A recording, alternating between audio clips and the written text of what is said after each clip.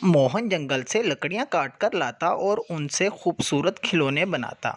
मोहन उन खिलौनों को जाकर बाजार में बेचा करता था। मोहन के खिलौने बहुत ही अच्छे होते थे। वो बहुत ही जल्दी बाजार में बिक जाते। एक दिन मोहन के पास उसका दोस्त आता है।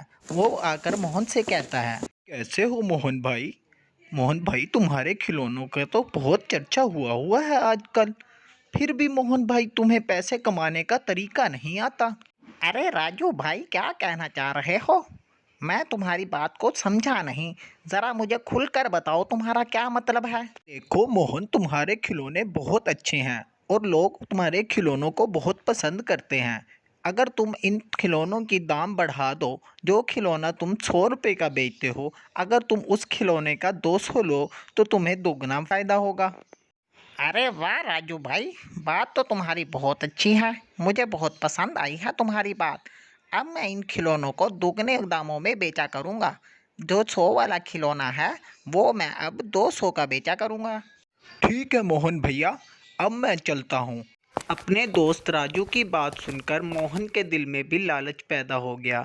अगले रोज मोहन बाजार में जाकर अपने खिलौने दोगुने दामों में बेचने लगा। अरे भैया, ये खिलौना कितने का है? और जरा इस हाथी के भी दाम बताना मुझे। ये मुर्गा जो है ये 200 का और ये हाथी 400 रुपये का है। मोहन भैया, आज इतनी कीमत क्यों है? कुछ ही दिन पहले तो मैं मुर्गा लेकर गई थी, तब तो ये 100 रुपये का था और ये हाथी 200 का था। खिलौनों को बनाने में मेहनत लगती है। जंगल से लकड़ियाँ काट कर लाता हूँ और फिर उनसे मैं तराश तराश कर खिलौने बनाता हूँ। लेने हैं तो लो, वरना जाओ। लगता है तुम्हारी शिकायत लगानी पड़ेगी।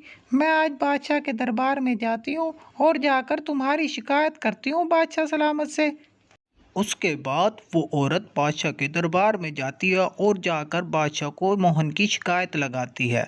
इस पर बादशाह अपने दरबारियों को फौरन भेजता है कि जाकर मोहन को मेरे पास ले आओ।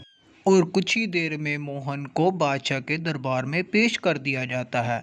और फिर बादशाह उससे पूछता है, अरे क्यों रे मोहन, थाने इतना रेट क्यों बढ़ा रखा है खिलौनों का?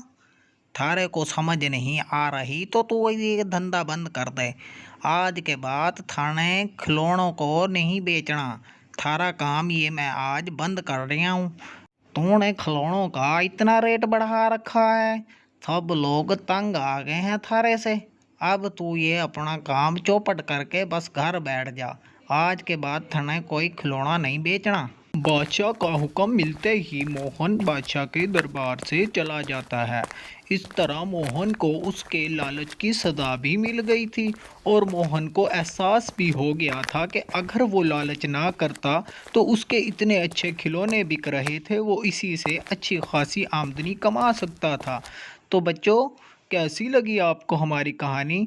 इस कहानी से हमें सबक मिलता है कि लालच बुरी बला है। अगर हमारी कहानी अच्छी लगी तो चैनल को सब्सक्राइब करो और बेल आइकॉन को प्रेस कर दो।